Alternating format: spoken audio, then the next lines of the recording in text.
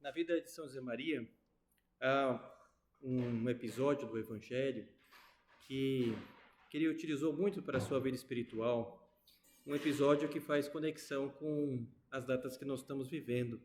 2 de outubro, que é a fundação do Opus Dei, que foi outro dia, e amanhã, que é o dia que se lembra da canonização de São José Maria, um dia como o de amanhã, dia 6 de outubro, em 2002, já fazem muitos anos, São José Maria foi canonizado pelo Papa João Paulo II, São João Paulo II, um santo que canonizou outro santo, né? Mas qual é esse episódio, né? Qual é esse episódio que pode fazer a conexão entre essas duas datas e pode nos ajudar agora na nossa oração? E eu penso que é exatamente esse episódio do cego Bartimeu. Se lemos o Evangelho, aparece tanto em São Lucas quanto em São Marcos, esse episódio. E eu queria que nós fizéssemos nossa oração utilizando esse relato, que vamos pegar uma parte de um e de outro, porque juntando os dois relatos a gente tem o acontecimento completo. Há coisas que só o Marcos conta, e São Marcos, outros complementam São Lucas. A gente junta os dois e fazemos um relato. E aí vai nos ajudar a ver o que tem da vida de São José Maria a ver com esse episódio. Vamos lá. O cego Bartimeu, então, morava em Jericó. Estava pedindo esmola praticamente. Não tinha como conseguir o seu sustento. E aí conta São Lucas, ao aproximar-se Jesus de Jericó, estava um cego sentado à beira do caminho pedindo esmolas. Ouvindo o ruído da multidão que passava, aí é fácil imaginar que ele não sabia que estava passando Jesus, mas escutou um barulho de uma multidão, gente caminhando, e aí talvez aquilo lhe chamou a atenção, e ele até, pelo sentido mais aguçado do ouvido, já que era cego, conseguiu perceber que já tinha alguma coisa bem antes pelo barulho. Ouvindo o ruído da multidão que passava, perguntou o que havia. E responderam, é Jesus de Nazaré que passa. Talvez tivesse ouvido falar de Jesus enquanto ficava lá em Jericó. Jesus passou muitas vezes nessa cidade. Jericó é uma cidade que se utilizava com frequência nas viagens até Jerusalém. Os peregrinos saíam lá de Nazaré ou de outras regiões de Israel e preferiam fazer a viagem pelo Vale do Rio Jordão. Tem um rio, é mais fácil de encontrar água e tudo. E aí, quando chegava na altura de Jerusalém, subiam, é uma estrada montanhosa, até chegar em Jerusalém. E no meio dessa subida está Jericó, uma cidade no meio das montanhas, né? E Jesus estava lá, passando por Jericó, e lá estava esse cego. Então ele exclamou quando descobriu que era Jesus. Gritou em voz alta, Jesus, filho de Davi, tem piedade de mim. E começou a gritar. E aí tiramos o primeiro ensinamento que serve para nós e que foi a vida de São José Maria. Como deu importância São José Maria para a vida de oração? Como que ele deu importância e clamava a Deus e pedia as coisas que precisava para a sua vida espiritual? O Papa João Paulo II, na homilia da canonização, falou a respeito disso. Via em São José Maria um mestre de oração. E olha que o Papa João Paulo II, como deu exemplo de oração. Ele estava falando que São José Maria era um mestre de oração. É uma coisa bonita, né? E assim, a gente pode pegar depois, fácil achar, a homilia da canonização de São José Maria. E é um texto muito bonito para fazer a oração. Por ter de levar adiante uma missão tão comprometedora, diz o Papa, leio aqui um pedacinho dessa homilia, necessitava de um incessante crescimento interior, alimentado pela oração. São José Maria foi um mestre na prática da oração. Olha só, esse é o texto da homilia, que considerava como uma arma extraordinária para redimir o mundo. Recomendava sempre, em primeiro lugar, oração. Em segundo lugar, expiação. Em terceiro lugar, muito em terceiro lugar, ação. E é assim que fez o cego Bartimeu. Ele começou a pedir ajuda, a suplicar a Deus, ali que era Jesus que passava, que pudesse então lhe ajudá-lo. Tem piedade de mim. E aí a gente faz agora a conexão com o Evangelho de Marcos, porque no de Marcos diz assim, muitos o repreendiam para que se calasse. Cala a boca, cego, cala a boca, ceguinho, fica quieto aí, né? Muitos o repreendiam para que se calasse, mas ele gritava ainda mais alto. E, filho de Davi, tem compaixão de mim. O nosso ativismo, as coisas do dia a dia, às vezes leva a cairmos nessa tentação de não fazer a nossa oração, né? Nós cedemos à pressão do mundo que fala, cara, não precisa fazer oração não, você tem que fazer coisa aqui, olha, você tem um trabalho seu aqui, tem o seu estudo, deixa para falar com Deus, não pede para ele não. Mas ele insistia. É um ensinamento para nós. A ansiedade das coisas, de resolver, leva a gente a ficar deixando a oração para depois. E estamos como cegos, às vezes, no mundo, que não estou vendo o que eu devo fazer, o que eu preciso fazer, o que é melhor para eu fazer. Repara, às vezes a gente está cego, começa a invocar a Deus, mas aí as coisas do mundo levam a gente a calar a boca e a gente cede à tentação e calamos a boca. Né? Ou seja, de pedir ajuda para Deus. E aí, continua cego. Né? O ativismo nos leva a fazer isso.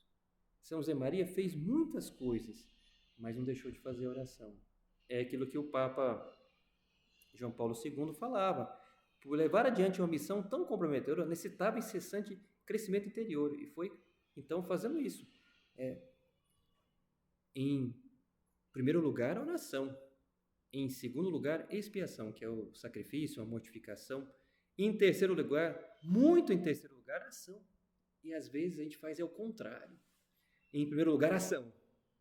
A gente já vai fazer a coisa, mas faz errado, ou faz 2 vezes porque não fez direito. E aí, em segundo lugar, é a expiação. Em terceiro lugar, muito em terceiro lugar, aí eu deixo a oração. Fica ao contrário. Podemos agora pegar esse ensinamento e agora, diante de Deus, nosso Senhor, até pedir, Senhor, já estou querendo colocar em prática isso. Primeiro, Senhor. E às vezes eu vou me sentir como cego, que eu não consigo ver as coisas. E eu cedo à tentação de calar-me. E é quando eu tenho que mais falar, porque eu não tenho condição, estou cego, não consigo ver. Eu tinha um amigo, tem ainda, mas com menos contato agora com ele, lá de São Paulo, um padre amigo, que ele é cego, ficou cada vez mais cego e teve a chance, enquanto já estava acelerado o processo da cegueira, estudou Braille e sabe muito bem Braille, celebra a missa com a ajuda de um diácono, mas impressionante, né? Consegue se virar perfeitamente. E às vezes fui levando ele nos recolhimentos dos padres, né? E me impressionava, porque se virava mesmo, tinha sua bengalinha e se virava, ia para todos os lugares, né? Às vezes ele deixava a bengala e dizia, então você vai ser minha bengala, né? E aí ele segurava, tinha uma técnica, segura o cotovelo da pessoa aqui com o braço. Ele falava, segura aqui no seu cotovelo, eu já sei tudo. Porque se o cotovelo baixa um pouquinho, é que você entrou numa escada. Se ele sobe um pouquinho, porque a distância, o cotovelo não mexe, né? Então, se você vai normal caminhando assim, né? Então eu te acompanho. Aí caminhando com ele eu fiz a brincadeira de baixar um pouquinho de propósito. Aí ele, não. Ele já pensava que era escada, né? Então, não, é brincadeira, não vou fazer. Mas é impressionante. Deixar ele cair, né? Brincadeira. Mas é impressionante, se vira completamente. Mas com essa ajuda. E eu preciso da ajuda de Deus. Que Ele vai me dar esse apoio, saber, aqui tem uma escada, aqui sobe. E Deus vai me guiar. Mas o relato tem muitos ensinamentos para nós. Eu pensava em 3, esse é o primeiro dos ensinamentos. O mundo nos leva a calar, e eu vou ter que falar mais ainda com Deus. Que eu não sei da tentação do mundo de calar-me. Agora que eu preciso mais, porque eu me sinto cego no meio do mundo. Muitos o repreendiam para que se calasse, mas ele gritava mais alto, Filho de Davi, tem compaixão de mim. E tanto gritou que Jesus parou e disse, chamai. E ainda continuamos o relato de Marcos, a gente começou em São Lucas, fomos para o Marcos, porque agora Marcos dá mais detalhe.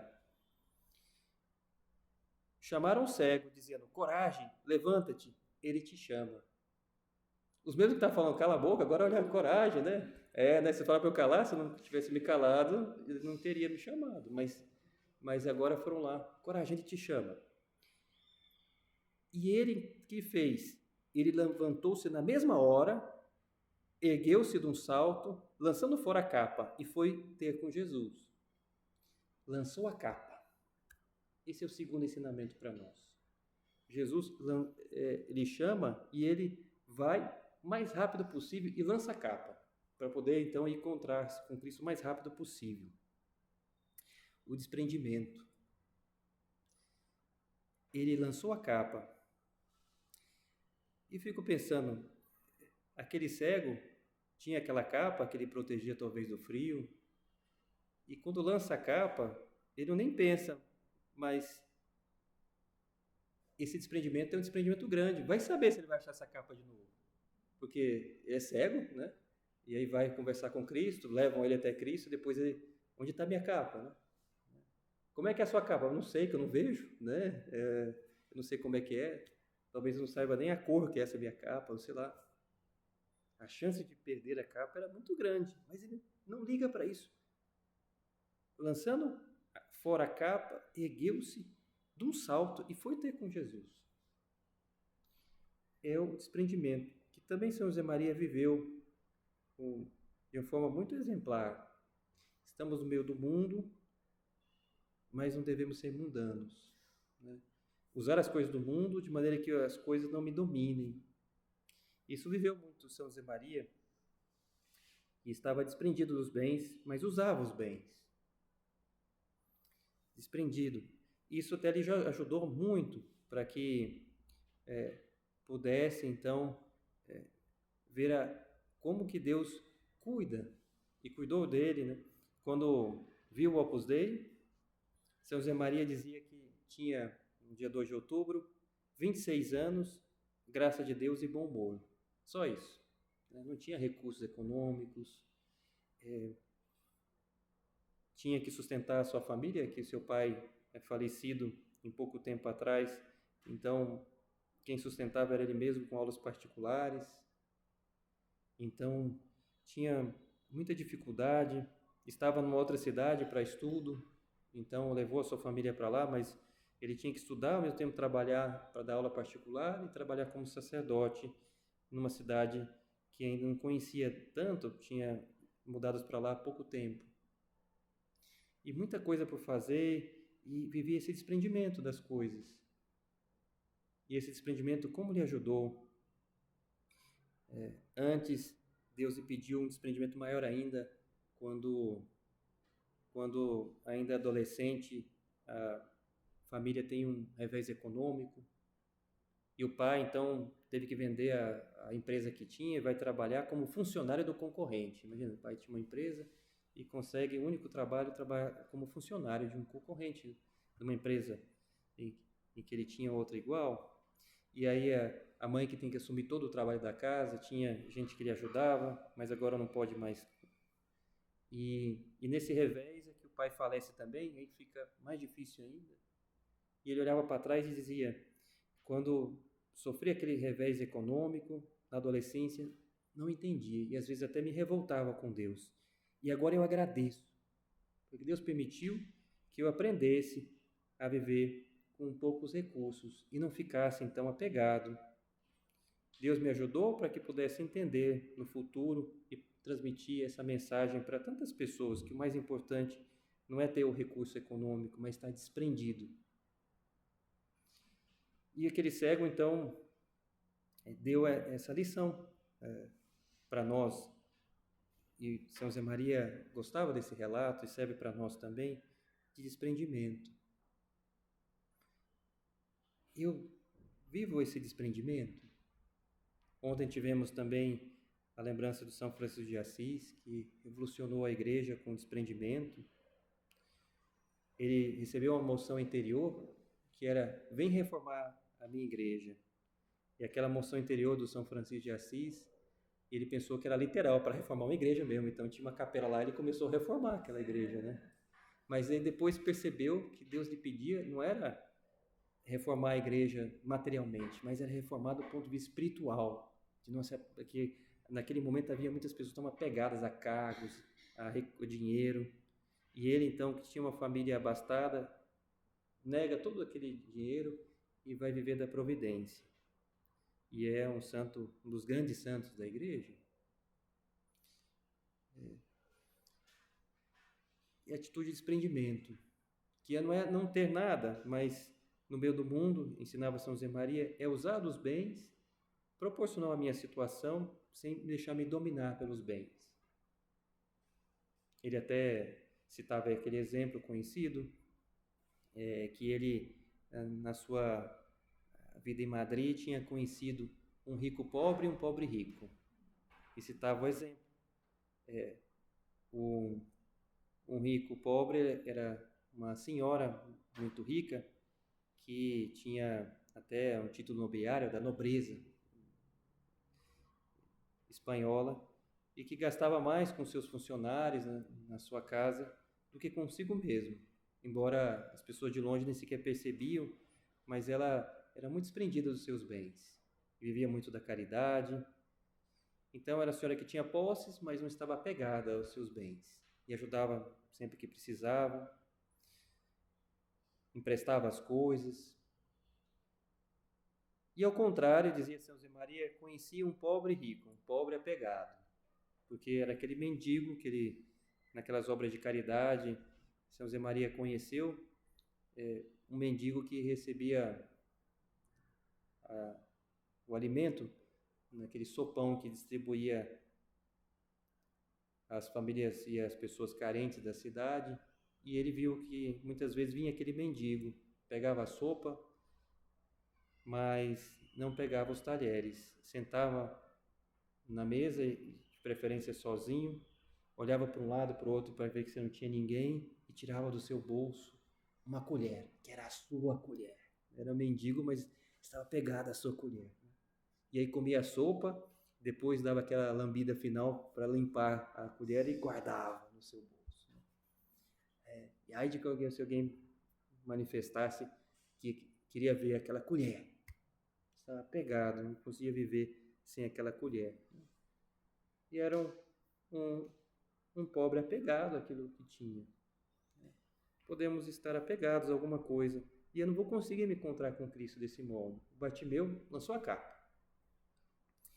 E é bom que a gente também se pergunte, para ser santo eu preciso me desapegar das coisas terrenas, que me levam a estar cada vez mais na terra e não olhar para o céu.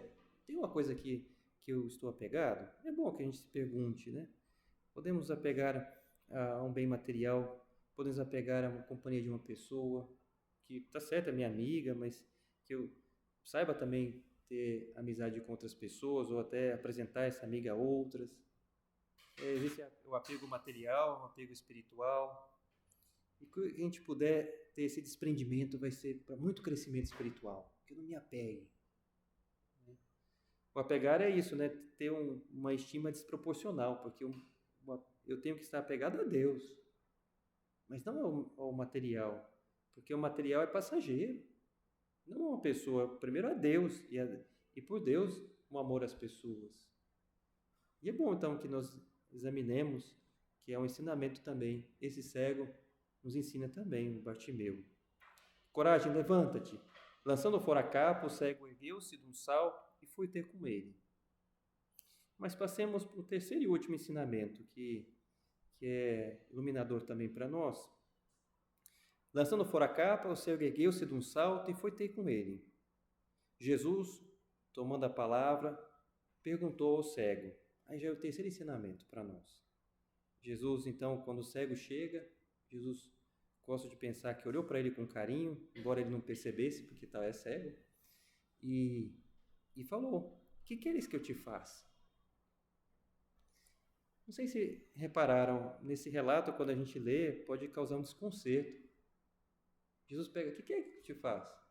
Ele podia dizer: Jesus, está vendo aqui? Eu estou cego. Você também é cego, Jesus, né? Eu não vejo.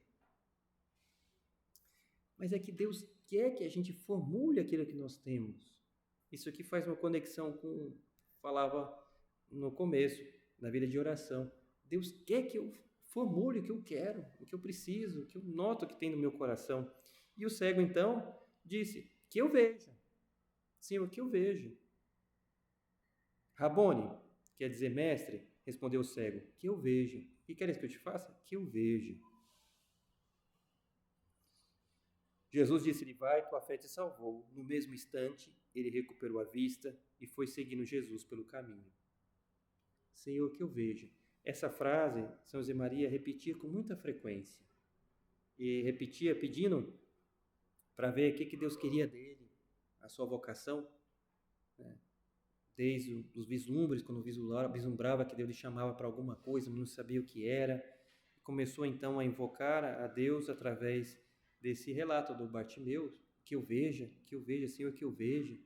E repetiu muitas vezes, às vezes complementava com Senhor, que seja, ou seja, que eu veja aquilo que o Senhor tem para mim, mas também que eu tenha força para fazer, porque às vezes eu posso ver, mas me falta força.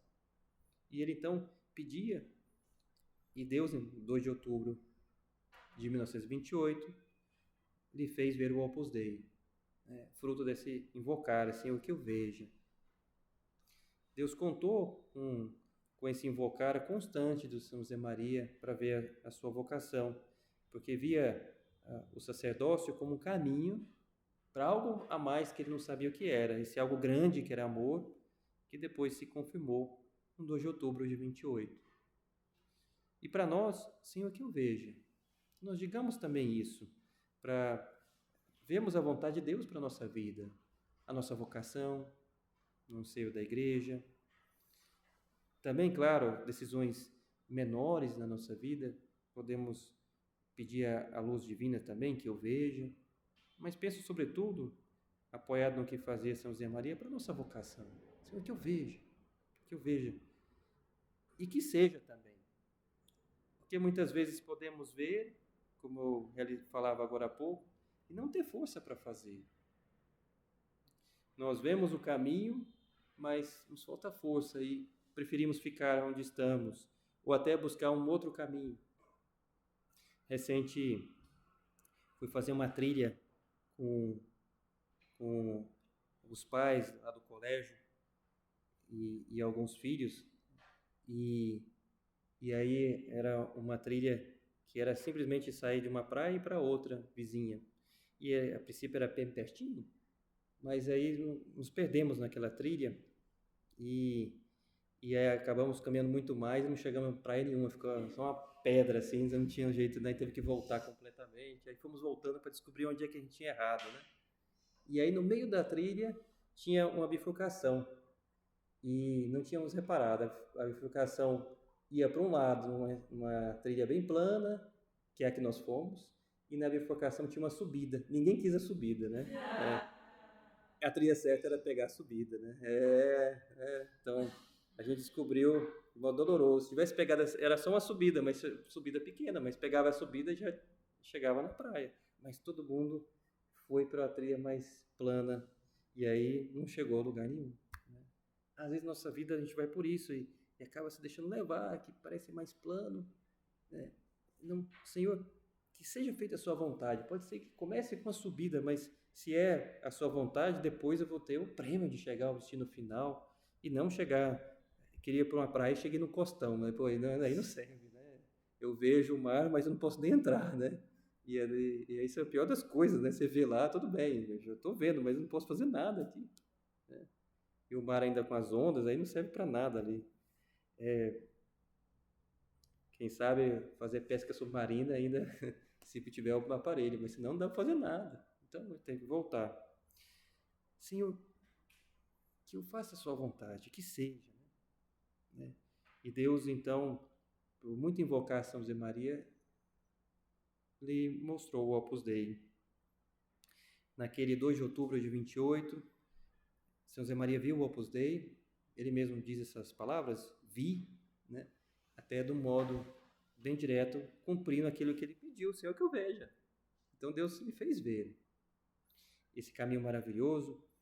E recente estava lendo as memórias de São José Maria a respeito, e ele mesmo conta, e aparece também nos seus escritos, que depois do dia 2 de outubro de 28, Deus lhe cessou aquelas emoções interiores que ele tinha no seu coração, e ele então ficou numa secura espiritual durante mais de um ano, até como fruto de mostrar que era Deus que estava ali mostrando, não era ele que estava indo atrás, porque lhe dava consolações espirituais, até o momento que ele faz esse retiro e vê o Opus Dei, e depois não vê mais nada. Se fosse fruto de uma invenção humana, aí que teria mais entusiasmo de ver coisas e tal, mas não, cessou. E aí ficou desde outubro de 28 até novembro de 29 nessa secura, um ano e um mês. E aí só depois que vem nas suas anotações alguma outra emoção interior, até em fevereiro de 30, que vê a sessão feminina. E é bonito ver então essa conexão, de certa forma, às vezes a gente olha 28, 30, pensa assim, foram 2 anos que então ele ficou para que viesse a sessão feminina. Na verdade, considerando a secura espiritual, que não veio nenhuma luz divina para ele, tem a fundação do 2 de outubro e mais 4 meses. E aí veio, porque novembro de 29, dezembro, janeiro e fevereiro. Né? Você pode dizer quase que veio junto. Né? A gente pensa 2 anos, mas... E aí Deus fez ver também a sessão feminina. E ele via a pedagogia de Deus me fazer isso, porque se Deus me mostrasse tudo, eu teria morrido, né? Não ia... Tanta coisa. Mas Deus foi lhe mostrando, agora isso, agora aquilo. E aos poucos foi fazendo a vontade de Deus e encontrou essa alegria, a realização. Também vai acontecer na vida de vocês. Parece algo muito difícil, vai parecer uma subida que eu não vou dar conta, mas não, Deus, coloca a mão aqui, vai por aqui e tal. E logo a gente faz a vontade de Deus e vê, nossa, como foi bom. Cheguei ao destino, dá uma alegria. E olhamos para trás e vê, nossa, já subi tanto, consegui chegar aqui, como foi? Foi Deus me ajudando. Então, sempre que eu vejo que clamemos desse modo e Deus não vai nos deixar abandonados. Senhor, que eu veja, para que veja o que o Senhor quer de mim, a vocação ou alguma conversão para poder chegar a ver o que o Senhor quer de mim, uma conversão primeiro. Senhor, que eu veja, Senhor, que seja também, que eu não faça corpo mole, com a sua ajuda eu quero cumprir também. Às vezes São José Maria dizia essa frase invocando a Maria. E vamos terminando nossa meditação. Às vezes dizia invocando a Maria e pedindo, Senhora, que eu veja. Pedindo a Maria que lhe desse aquela visão do que Deus queria que Maria conseguisse arrancar de Deus e lhe comunicasse. Senhora, que eu veja. E às vezes dizia, Senhora, que seja. No latim, bem simples, dizia Domini ut videam, né? Senhor, que eu veja. Domini ut sit, Senhor, que seja. E às vezes na versão feminina, Domina. Domina ut videam, Domina ut sit. Pode ser útil nessa semana a gente invocar muito a Deus, aproveitando também essa invocação a Maria. No dia 7 de outubro, segunda-feira próxima, vai ter aqui no Rio de Janeiro, a pedido do Dom Orani, um terço lá no Cristo, às 5h30 da tarde, é o Dia Nacional do Rosário. Ele pediu então que se rezasse de modo solene o terço lá. E às 6 da tarde desse dia, que era o horário que está programado terminar o terço, todas as igrejas do Rio de Janeiro tocassem um sino. Olha só, né? Eu vou estar lá na Barra, acho que não vou escutar nenhum sino, né? Porque lá na Barra é tudo longe, né? Um sino do outro, mas é algo bonito, né? Que pediu que se realizasse, lembrando dessa graça tão grande que Maria nos deixou de poder rezar o terço, de ganhar muita ajuda através desse instrumento maravilhoso. Que nós digamos, né, Domine ut videam, Domine ut sit, para ver, seguindo o cego Bartimeu, e com a ajuda do terço, chegar de fato a ver e a fazer a vontade de Deus.